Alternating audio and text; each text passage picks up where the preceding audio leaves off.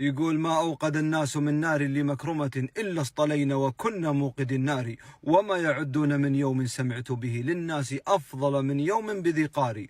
ويقول الأعشى مفتخرا بهذا اليوم، يقول: لما التقينا كشفنا عن جماجمنا ليعلموا أننا بكر فينصرفوا، قالوا البقية والهندي يحصدهم ولا بقية إلا النار فانكشفوا. وجند كسرى غداة الحنو صبحهم، منك تائب تزجي الموت فانصرفوا. جحاجح وبنو ملوك غطارفة، من الأعاجم في آذانها النطف. إذا أمالوا إلى النشاب أيديهم، ملنا ببيض فظل الهام يختطف. وخيل بكر فما تنفك تطحنهم، حتى تولوا وكاد اليوم ينتصف. لو أن كل معد كان شاركنا في يوم ذي قار، ما أخطاهم الشرف. وقعة ذي قار كانت وقد بعث النبي صلى الله عليه وسلم، وخبر بها أصحابه وقال: اليوم أول يوم انتصفت فيه العرب من العجم وبي نصروا. وهذا اليوم فيه عزة للعرب، ومن أشهر أيام العرب، بل أشهرها على الإطلاق. هذا اليوم كسرت فيه هيمنة الفرس على جزيرة العرب. كانوا ملوك الأكاسرة يضعون مواصفات للمرأة اللي يبونها، يعني مواصفات معينة، شعرها، عيونها، زي كذا. فجاء كسرى وكتب المواصفات وأرسل بها مع الرسل يدورونها في المناطق اللي حولهم، إلا منطقة العرب ما دوروا فيها. فكان عند كسرى كاتب عربي يقاله زيد بن عدي بن زيد.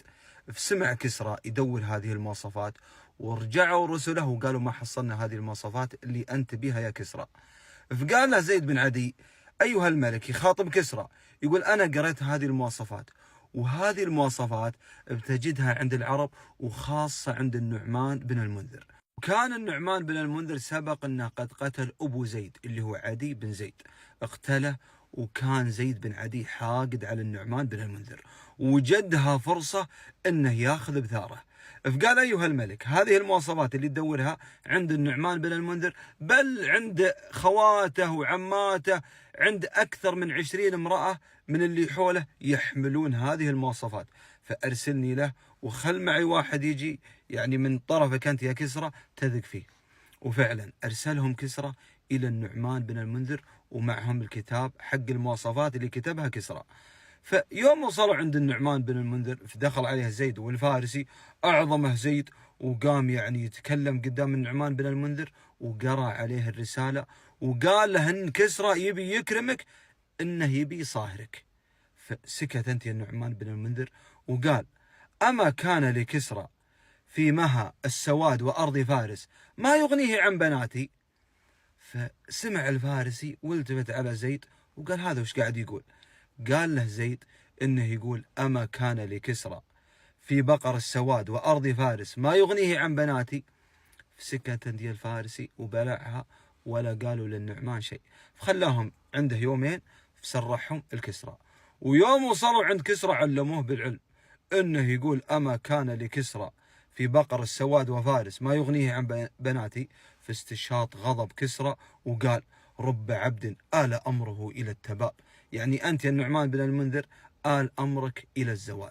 بعدها بمدة أرسل كسرى للنعمان بن المنذر أن ائتي إلي، يعني تعال عندي.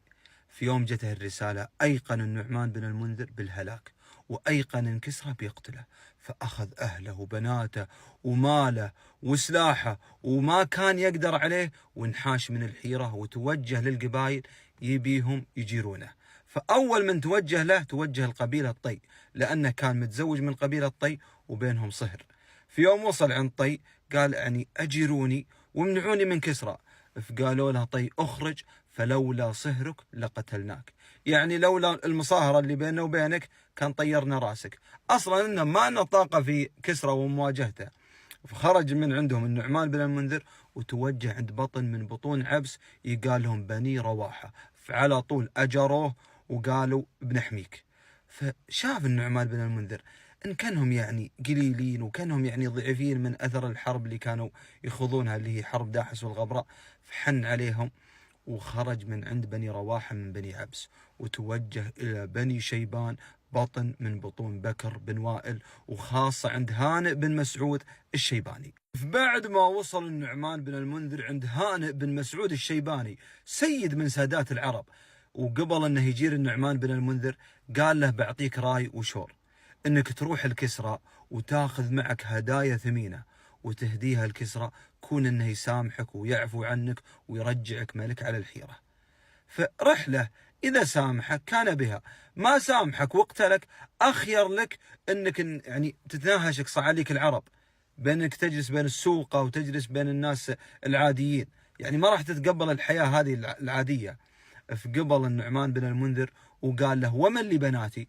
قال له: أنا بن مسعود بناتك في إجارتي، ولا أحد يقدر يخلص إليهم حتى يخلص إلى بناتي، يعني ما في أحد بيقدر يصلهم، أنت رح وتطمن على بناتك وسلاحك ومالك. وفعلا أخذ الهدايا الثمينة وتوجه الكسرى. قبل يدخل على كسرى من لقى زيد بن عدي بن زيد. فقال له زيد بن عدي: انجو نعيم، يطقطق على النعمان، يصغر من بدال النعمان يسميه نعيم. فقال له النعمان: أنت فعلت هذا يا زيد، والله إن نجوت لأفعلن بك ما فعلته بأبيك، يعني بذبحك مثل ما ذبحت أبوك. فقال له زيد بن عدي: أمضي نعيم، يعني رح، هذا إذا نجوت من كسرى.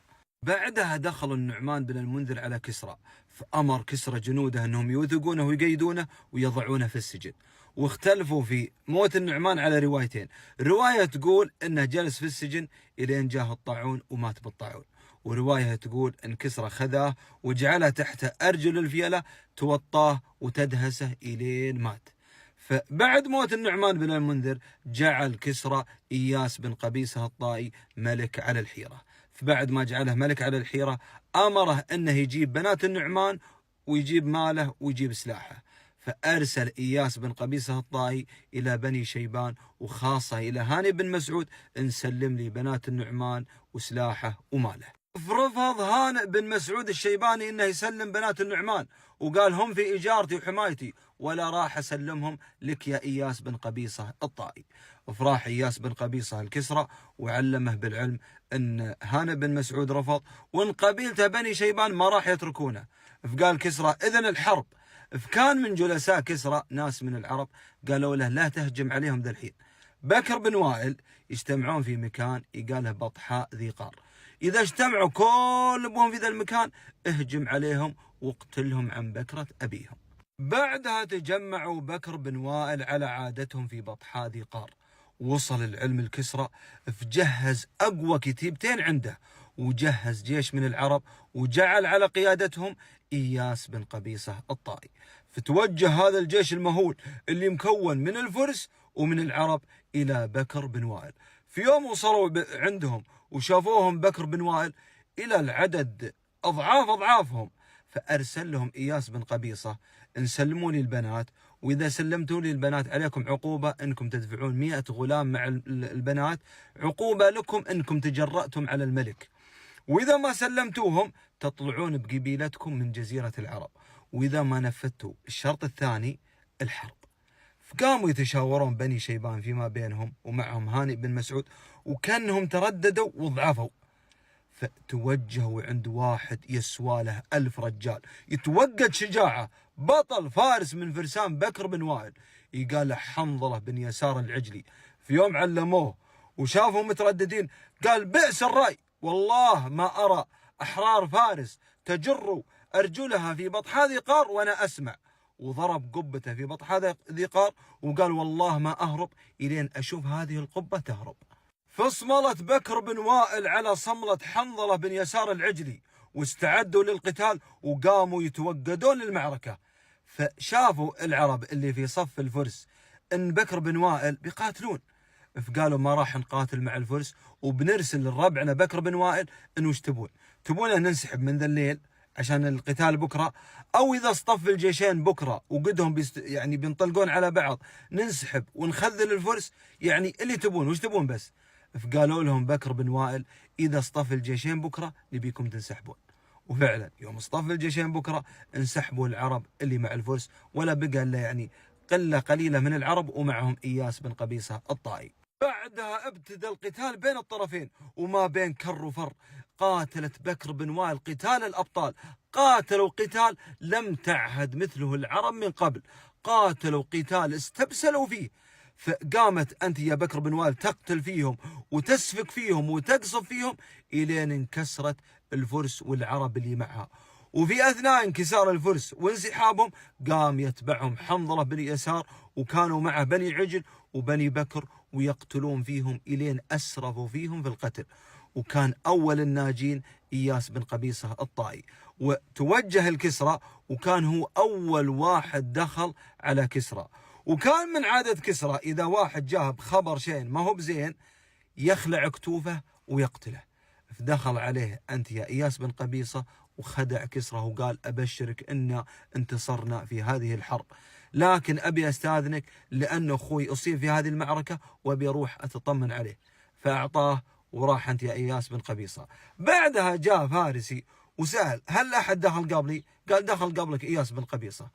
فظن أنت الفارسي أن إياس بن قبيصة علمه بالعلم، فدخل عليه الفارسي وعلمها أنه يعني انكسرنا وكانت كسرتنا سببها كذا وكذا وكذا، فخذاه كسرى وخلع اكتوفه. فكان هذا اليوم فيه عزة للعرب وخاصة بكر بن وائل، على قولة الشاعر لو أن كل معد كان شاركنا في يوم ذي قار ما أخطاهم الشرف.